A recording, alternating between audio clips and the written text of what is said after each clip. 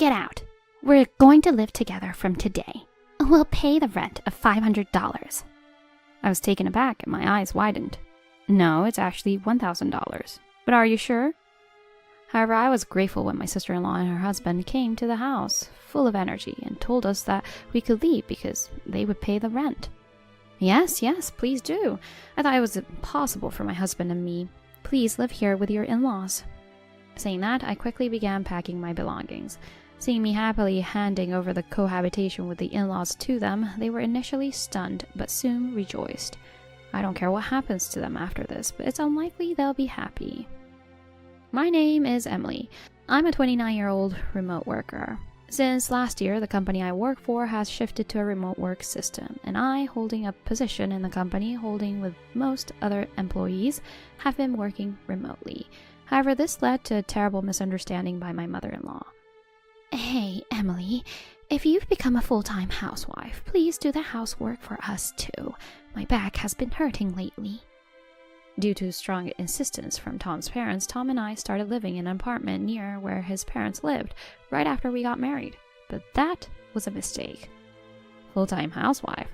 Why would you think that? It's true that I've been at home ever since the company switched to a remote work system, but that doesn't mean I've become a full-time housewife.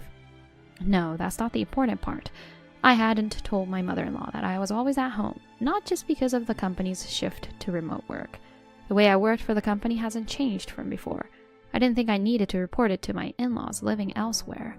So I was very curious why my mother-in-law thought I was a full-time housewife. Then, looking troubled, my mother-in-law put her hand on her cheek and let out an exaggerated sigh. Well, you see, you haven't left the house in over a month, right? So, I realized it. You must have been fired from your previous job and became a full-time housewife. It doesn't seem like you're going to the employment office either. Haven't left the house in a month? At that time, my mother-in-law was pressing the apartment intercom repeatedly during the day, so I had to stop my work and reluctantly deal with her. I really wish she would stop coming around at this time. It's true that I switched to remote work a month ago, but how does my mother-in-law know that when we don't live together? I felt a chill at my mother-in-law's words. Her claims just don't make sense. How do you know I'm at home? Well, when you get to my age, you pick up on things. It's the wisdom of years. If she really could pick up on things, she wouldn't say something so rude like assuming I was fired and became a full-time housewife. I don't think someone who understands others would repeatedly ring the intercom in the middle of the day like this. Could it be? Have you been watching our apartment? No, of course not. I was just worried about whether you were living properly. My mother-in-law seemed flustered when I confronted her. It really seems like she was watching us. I instinctively put my hand on my forehead. The thought that she might have been watching us since we got married makes me feel nothing but creeped out by her. Does my husband Tom know about this? Tom and I share similar values, so he would surely find his mother's behavior creepy too. Mother-in-law, please, stop watching us. Also, I'm not a full-time housewife, so I can't do the housework at your place. Irritated by my words, my mother-in-law said, I told you I'm not watching you. Stop talking about me like I'm doing something wrong. Besides, since you're always at home, it's no big deal for you to come over and do some housework, right? She accused me of being idle despite watching our lives. Please, give it a rest. The reason I'm at home is that I'm working from here. I'm certainly not idle. Then, why are we having tea so leisurely? Because you kept pressing that intercom. If I didn't respond, you would have just stayed at the entrance, wouldn't you? My mother-in-law frowned even more at my words. What do you mean? Don't make me out to be the villain. I was just worried about you. Honestly, no one asked for her concern, and I truly wish she wouldn't think about unnecessary things. My mother-in-law left in a huff, saying, You'll regret it if you treat me this way. I resumed my delayed work due to my mother-in-law and told Tom about her visit and that we had been watched when he returned home. Whoa, seriously? Have we been watched ever since we got married? Oh, that's creepy. It seemed Tom and I shared the same thoughts. However, we couldn't think of a way to counter my mother-in-law. We had no plans to move to a new place yet. What should we do? As we were slowly considering our options, my mother-in-law made a drastic move. While I was out, she used the emergency key we gave her to enter our apartment and had movers take our things. She must have been watching us and realized we weren't home, and called the movers. When Tom and I returned, our furniture and belongings were gone from our home. Instead, there was a letter apparently left by my mother-in-law on the floor saying, "From today, you'll live at our house. Now, Emily can't talk back to me." Tom and I were stunned. If our furniture and belongings were at his parents' house, we reluctantly headed there. When we arrived at his parents' house, my mother-in-law welcomed us, while my father-in-law angrily said, What's this about suddenly living together? These things should be discussed first. I never thought you'd do something so unreasonable. We argued that this cohabitation was initiated by my mother-in-law, but my father-in-law took her side, saying, Don't talk nonsense. You can't just make your mother out to be the villain. If you want to live here, you'll have to pay rent. Remember, this house is rented. Don't think living together will save you rent. He misunderstood us as trying to vilify my mother-in-law and ordered us to pay rent. The rent was $1,000. I couldn't understand why we had to pay rent for a situation we hadn't desired. Our worries weren't just about the rent. Whenever Tom and I talked inside the house, my mother-in-law was always listening. Then she would use our private conversations as a topic at dinner, or when the whole family gathered, saying things like, "The two of you were talking about this when I was young." She exposed our private conversations in front of my father-in-law somewhat mockingly. My father-in-law didn't say anything but occasionally snorted, making us feel uncomfortable. It was disheartening to realize how mean-spirited my in-laws were. My mother-in-law still didn't understand that I was working remotely, saying things like, "I won't allow you to shut yourself in your room all day. You're going to clean all the windows in the house today." She would thrust a rag at me right after breakfast. No matter how many times I said, "I'm working in my room," she would retort, "You can't possibly work from home. Don't lie just because you want to take it easy. If you talk back again, I'll tell your father." I started feeling, I can't take this anymore. I'm reaching my limit. Just then, a new troublemaker appeared before us. While my in-laws were away on a trip for a reunion, planning to leave the house empty, Tom and I were about to put our plans into action. That's when they arrived. It was Tom's biological sister, Catherine, and her husband, John. They came to the house at a time when Tom was absent and said, "We're going to live here from today, so get out. We'll pay the rent of $500. I was taken aback. "No, it's actually $1,000, but are you sure?" However, I thought it was quite fortunate that Catherine and John came to the house, eager to pay the rent and take over living with the in-laws. I decided to go along with it wholeheartedly. Yes, please do. I thought it was impossible for my husband and me. Please, Catherine and John, live here with your parents-in-law. Saying that, I quickly began packing my things. The sister-in-law and her husband were initially stunned, but soon rejoiced at my willingness to let them live with the in-laws. "Hooray! Living at home for just $500 in rent and getting financial support from Mom and Dad? Isn't this the best life?" Indeed. Great job, Catherine. Now we won't have to worry about finances for a while. They were both pleased, but in reality the rent for this house is $1,000, and it's unlikely the parents-in-law would contribute financially. However, I said nothing. In our case, we were forced into cohabitation by my mother-in-law, but in Catherine and John's case, they voluntarily chose this. Thus, it's their responsibility. As I finished packing, I promptly left the house. Catherine, noticing this, asked, "You're awfully well prepared. Did you know we were coming back to live at home?" Regardless of her question, we had always intended to leave this house. Our move today was just timed to avoid my mother-in-law's interference. As for Catherine and John's situation, I knew nothing about it. However, they misunderstood, thinking I knew something, and had willingly given up the house for them, threatening, "Don't you dare tell Mom and Dad the details. Just disappear from us." Even without their urging, I was already leaving. They were quite impatient, it seems.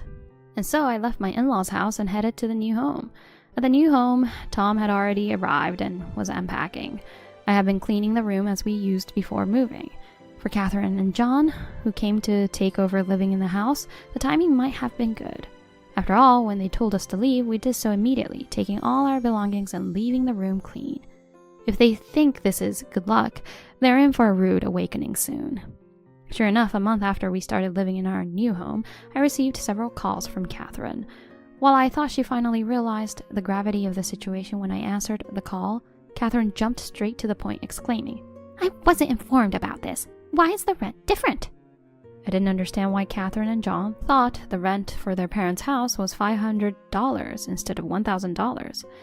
However, after discussing it with Tom, we realized that perhaps the father-in-law thought we were each paying $500, making up the total of $1,000. In truth, I was paying the full rent of $1,000, while Tom saved his money for the new home. Our father-in-law probably didn't know how much each of us was contributing. Therefore, he mentioned $500 per person, and Catherine might have interpreted that as the family home's rent is $500, and so they moved in. We thought we could manage $500 between the two of us, but double that amount is impossible. What? Can't you pay $1,000 even with both of you working? I was genuinely surprised. I thought two working adults could easily afford that amount. Both John and I just quit our previous jobs and are out of work. We don't have any money, she said hysterically. I wasn't aware that Catherine and John had quit their previous jobs. Oh, really? What do you mean by that? You know everything already. Know what? About us paying spousal support because of divorce at our last workplace. John and I both cheated, but we reconciled after realizing we were both at fault. But the spouses of our partners are demanding spousal support from both of us. Isn't that to be expected? Moreover, the affairs were with colleagues, so it caused unpleasant rumors at the office. That's why we quit. While I thought this was a case of reaping what one sows, I realized that Catherine thought I knew about these details. When they pushed me out of the house, she said something like this, and I seem to recall a relative of mine working at the company Catherine was employed at. So Catherine mistakenly believed that I was aware of their resignation from the company. They also wanted me not to say anything because it would cause trouble if their in-laws knew they both had quit their jobs. Well, I didn't know anything about it. Anyway, give us $1,000. What? The conversation shifted abruptly from the story of their job loss to asking for money, leaving me to exclaim in bewilderment. Why should we, who have stopped living with my in-laws, have to pay the $1,000 rent for their house? It doesn't make sense at all. I absolutely do not want to pay. No way. Well, why should we have to? You guys were paying it before, so continue paying it. I heard you moved without saying anything to Dad. It's a nuisance fee. A nuisance fee. Hurry up and pay. We never wanted to live with my in-laws in the first place. We were forced into it because of my mother-in-law. And now to be told to pay even after we've escaped from there is unimaginable. Absolutely not. Why should we pay after escaping a cohabitation that was forced upon us by my mother-in-law? What? Unwillingly? Mom and Dad said you guys came over on your own. Oh, you didn't know? That was all my mother-in-law's selfishness. She was always watching us because we lived nearby, and when I started remote work and stopped going out, she insisted I do the housework at her place, saying I must be free. When I refused, she moved our stuff to her house without asking. What? She was watching you? And Mom moved your stuff? So the cohabitation was really Mom's idea? I've been saying that all along, haven't I? Thankfully, Catherine seemed to understand that remote work was a legitimate job and didn't think of me as a non-working housewife like my mother-in-law or father-in-law did. However, this meant that we were merely troubled by my mother-in-law, while Catherine and John were the truly unreasonable ones for moving in without consulting anyone. So, you guys kept living at home, and I thought moving out suddenly would somehow be forgiven. There's no way Dad would forgive that. Even when we said it was Mom's doing, he didn't believe us and demanded we pay the full rent if we caused any trouble. Anyway, tell Dad we can't pay the rent. He might not have been nice to you, but I'm his real daughter. I think he'll indulge me no matter what, she said before hanging up. I thought to myself, I doubt that's going to happen. Sure enough, after a while, Catherine contacted me again, saying, Tell me the address of where you guys are living. I'm planning to live there from tomorrow. What happened? Dad told me to leave. It's all your fault for making us think that we could live there without any issues. I can't understand why we were being blamed for this, but it was clear that Catherine was quite desperate. Perhaps her father-in-law, who likes to punish others based on his beliefs without listening to them, demanded rent from Catherine and John for moving in without permission. We can't pay $1,000. John is so stressed out being watched by my mother-in-law every day. He's getting thinner. It seems that my mother-in-law has now shifted her watchful behavior from us to Catherine and John. It's a relief to know that her behavior towards us has stopped now that she has someone else nearby to watch. Hey, please, we can't go on like this. John says he'll divorce me if we don't leave the house. I'll be single at this rate, so let us stay with you. I hesitated with a but my answer was already decided. That's impossible. Why not? You said you have no money, right? Then you can't come to us. Do you have money for a plane ticket and moving expenses? A plane? Wait, you're not in the US? Looks like you can't come. So let's end this discussion. Excuse me then. Wait, we're really in trouble. Tom has blocked me too. Please help us. I hung up without saying anything and blocked Catherine. Though I mentioned a plane, we are not abroad. Actually, Tom was transferred to a branch in Alaska, so I accompanied him. We haven't told the in-laws about this. I don't want to be watched or forced to move again. As for Catherine and John, it seems they are heading for divorce. John produced a doctor's certificate stating he developed neurosis from my mother-in-law's stalking and surveillance, leading to a claim for damages against her. This has finally made my father-in-law start to doubt my mother-in-law. John left the house and Catherine blamed her divorce on her parents. My father-in-law started suspecting my mother-in-law, who kept insisting she wasn't wrong, leading to a noisy situation at the in-laws' house. They received daily complaints from neighbors. Unable to pay the rent and losing trust in the family, my father-in-law stated he won't pay either, leading them all towards being kicked out of the house. As for us, we are living freely in Alaska, without being watched by anyone, and having blocked all contacts from that family, completely disconnected from them.